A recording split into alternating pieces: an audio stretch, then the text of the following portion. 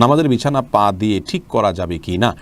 ছোটবেলায় ফল চুরি করে খেয়ে থাকলে কি বড় হয়ে মালিকের কাছে গিয়ে মাপ চাইতে হবে? বিছানা জায়নামাজ বিছিয়ে নামাজ পড়া যাবে কি না? মেয়েরা ফর্সা হওয়ার জন্য কোনো ক্রিম নিতে পারবে কি না? নামাজের পরের সূরা পড়ার পরে তার আগের সূরা পড়া যাবে কি না? মাথায় টুপি থাকা অবস্থায় কি বাথরুমে যাওয়া জায়েজ আছে?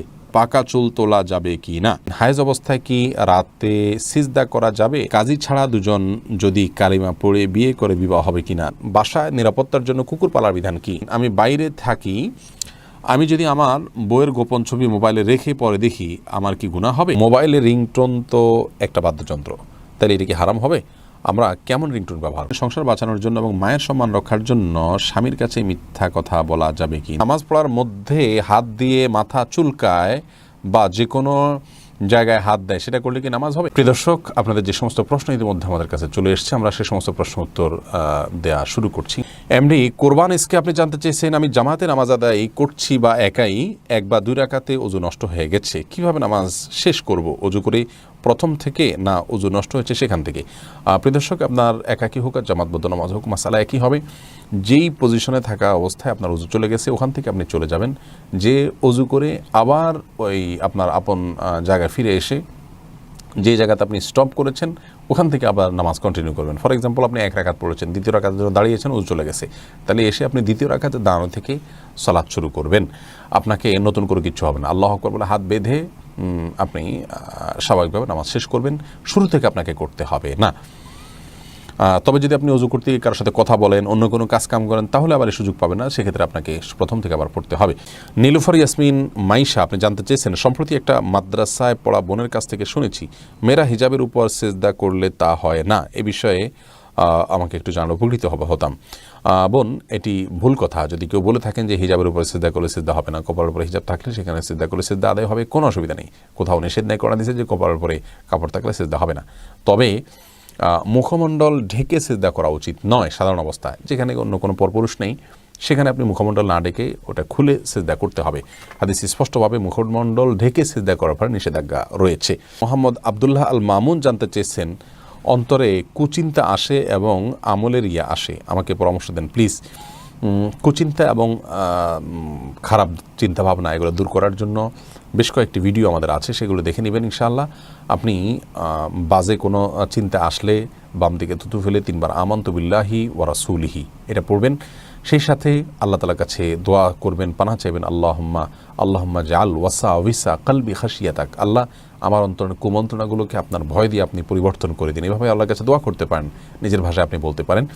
সেই সাথে আপনার আল্লাহকে নিয়ে যদি বাজে চিন্তা আসে, তার জন্য আলাদা কিছু পরামর্শ আছে, আমাদের ভিডিওতে দেখে নেবেন।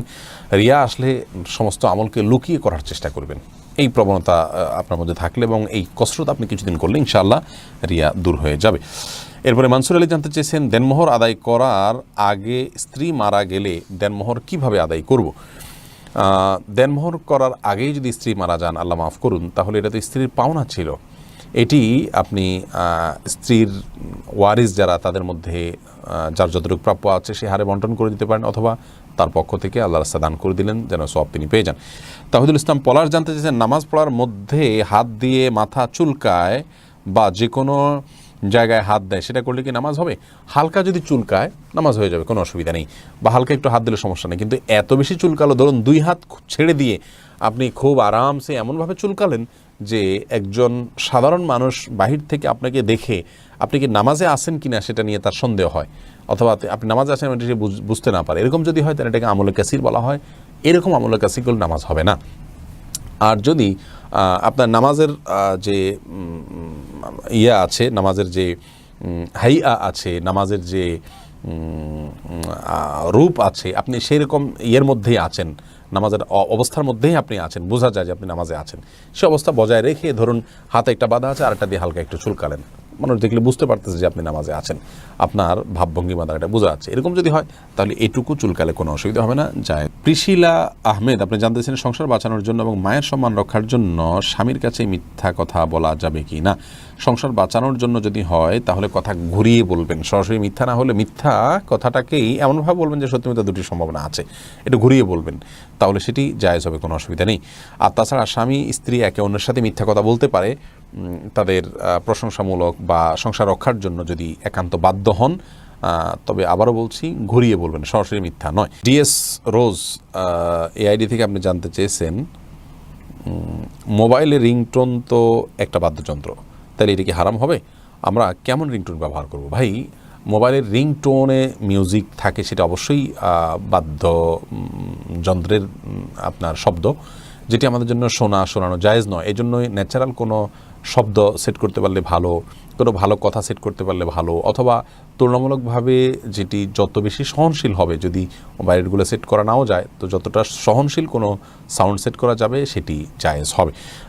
মিউজিক, ফুল মিউজিক, কোনো গান ইত্যাদি সেট করা কোনো অবস্থাতে জায়েজ নয়। আব্দুল মান্নান জানতে চেয়েছেন আমি বাইরে থাকি, আমি যদি আমার বইয়ের গোপন ছবি মোবাইলে রেখে পরে দেখি আমার কি গুনাহ হবে? না ভাই, আপনার স্ত্রীর একান্তের বা আপনার একান্ত মুহূর্তের ছবি বা যে কোনো ধরনের ছবি ভিডিও আপনার কাছে থাকলে সেটা আপনি দেখতে পারেন গোপনে, কোনো অসুবিধা নেই, এতে আপনার কোনো গুনাহ হবে না। তবে মনে রাখতে হবে যে এতে তার প্রাইভেসি যাতে লঙ্ঘন না হয়, অর্থাৎ অন্য কারোর নাগালে যেন এটি চলে না যায়, সেজন্য প্রোফাইল লক দিয়ে বা বিভিন্নভাবে সেটিকে আপনার নিরাপদে সংরক্ষণ করতে হবে। আপনি দেখতে পারেন, কোনো অসুবিধা নেই। জান্নাতুল নাইম জানতে চেয়েছেন হায়েজ অবস্থায় কি রাতে সিজদা করা যাবে, আর এই অবস্থায় কি কি আমল করা যায়?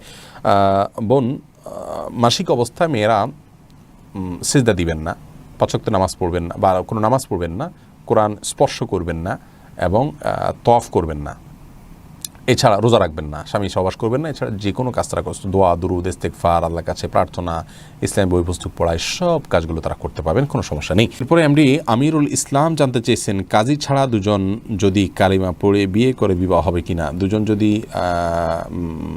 একজন প্রস্তাব করেন আর একজন প্রস্তাব গ্রহণ করেন এবং দুজন সাক্ষী উপস্থিত থাকে, মহানা নির্ধারণ করা থাকে, অভিভাবকদের সম্মতি থাকে, কোনো অসুবিধা নেই, বিয়ে হয়ে যাবে। যদিও ছেলেদের, প্রাপ্তবয়স্ক ছেলের জন্য অভিভাবকের সম্মতি কারণ মতো শর্ত নয়, প্রাপ্তবয়স্ক মেয়েদের ব্যাপারে অভিভাবকের সম্মতিকে শর্ত করেছেন অনেক ওলামা ইকরাম, যদিও ইমাম আবু হানিফার মাযহাব অনুযায়ী সেটি শর্ত নয়। তো বিবাহের মৌলিক শর্ত হলো তাদের উভয়ের প্রস্তাব এবং সম্মতি, দুজন সাক্ষী শুনবেন, পুরুষ সাক্ষী শুনবেন এবং মহানা নির্ধারণ করবে, সেগুলো থাকলে বিয়ে হয়ে যাবে। কাজী এটা বিয়ের জন্য আবশ্যক নয়, কাজী ছাড়াও বিয়ে হতে পারে। সাইফুর রহমান সিয়াম জানতে চেয়েছেন পাকা চুল তোলা যাবে কি না? পাকা চুল আপনার একটা বা দুইটা হয়, সেটা তোলা উচিত নয়, কোনো কোনো হাদিসে সেটি নিষিদ্ধ রয়েছে। বিশেষ করে নিজের বয়স লুকানোর জন্য অনেকেই কাজটি করে থাকেন, এটি না করাই উচিত। আবু হাসান জানতে চেয়েছেন বাসায় নিরাপত্তার জন্য কুকুর পালার বিধান কি? নিরাপত্তার জন্য পালা যেতে পারে, পাহারাদারের জন্য সেই পাহারাদার ডিউটি পালন করলে সেই হিসাবে করা যেতে পারে, কোনো অসুবিধা নেই। সৈয়দ তাইফুর রহমান তাহসিন জানতেছেন মাথায় টুপি থাকা অবস্থায় কি বাথরুমে যাওয়া জায়েজ আছে? কোনো অসুবিধা নেই, যাবেন, বরং অনেক ওলামাদের মতে খালি মাথায় যাওয়া মাকরুহ, কিছু একটা থাকা উচিত, কোনো অসুবিধা নেই মাথায় টুপি থাকলে বাথরুমে যেতে। এমডি নূর আলম জিকু আপনি জানতে চেয়েছেন মেয়েরা ফর্সা হওয়ার জন্য কোনো ক্রিম নিতে পারবে কি না? নিজের সৌন্দর্যকে, নিজের প্রকৃত রঙকে লুকানোর জন্য যদি এরকম কোনো ক্রিম ব্যবহার করে বিয়ের সুবিধার জন্য, যাতে মানুষ ফর্সা দেখে বিয়ে করে, পরবর্তী দেখবে যে পুরো শরীর কালো, এরকম করলে প্রতারণা হবে, সেজন্য এটা নাজায়েজ হবে, হারাম হবে। আর এমনিতে নিজের রূপচর্চার অংশ হিসাবে যদি তিনি করেন, এখানে কাউকে প্রতারণা করার কোনো স্কোপই নেই। ধরুন বিয়ে হয়ে গেছে কথার কথা, অথবা বিয়ের এখনও আলোচনাই নেই, তো এই জায়গা থেকে জাস্ট নিজেকে সুন্দর হিসাবে প্রকাশ করার জন্য করছেন, তাহলে সেক্ষেত্রে এটা করতে পারেন। আর যদি এখানে ব্যাপক পরিবর্তন হয়, অর্থাৎ গোটার রংটাই টোটাল চেঞ্জ হয়ে যায়, তাহলে সেটা জায়েজ নাই, কারণ লা তাবদিলা লিখালকিল্লাহ, আল্লাহর সৃষ্টিতে পরিবর্তন করা জায়েজ নাই। আলেয়া খানম জানতে চেয়েছেন বিছানা জায়নামাজ বিছিয়ে নামাজ পড়া যাবে কিনা? বিছানা জায়নামাজ বিছিয়ে নামাজ পড়া যাবে, কোনো অসুবিধা নেই। মোদাররিসুন ফাহিম আপনি জানতে চেয়েছেন ছোটবেলায় ফল চুরি করে খেয়ে থাকলে কি বড় হয়ে মালিকের কাছে গিয়ে মাপ চাইতে হবে? ছোটোবেলায় যদি ফল চুরি করে খেয়ে থাকেন, বড় হওয়ার পর মালিকের কাছে মাপ চাওয়ার সুযোগ থাকলে চাইবেন, নিশ্চয়ই মালিক মাফ করে দিবেন, এতে কোনো সন্দেহ নেই। অতএব সুযোগ থাকলে অবশ্যই চাইবেন। বুখারী হাদিসে আসছে, নবী সাল্লাল্লাহু আলাইহি ওয়াসাল্লাম বলেছেন সেদিন আসার আগেই তোমাদের কারোর ইজ্জত নষ্ট করে থাকলে, কারোর সম্পদ হানি করে থাকলে মাপ চেয়ে নাও, তার কাছ থেকে চুকায়া নাও, লেনদেন ক্লিয়ার করে নাও। ওই দিন আসার আগে, যেদিন আল্লাহ রাব্বুল আলামিনের কাছে সবাই উপস্থিত হবে এবং কেউ কাউকে ছাড় দিবেই না, বরং সেদিন আমল ছাড়ার কিছু দিয়ে পাওনা পরিশোধ করার কোনো সুযোগ থাকবে না। অতএব সুযোগ থাকলে অবশ্যই তার কাছে মাপ চেয়ে নিন। তাসলিমা আক্তার জানতেছেন নামাজের বিছানা পা দিয়ে ঠিক করা যাবে কি না। নামাজের বিছানা পা দিয়ে ঠিক করতে কোনো অসুবিধা নেই।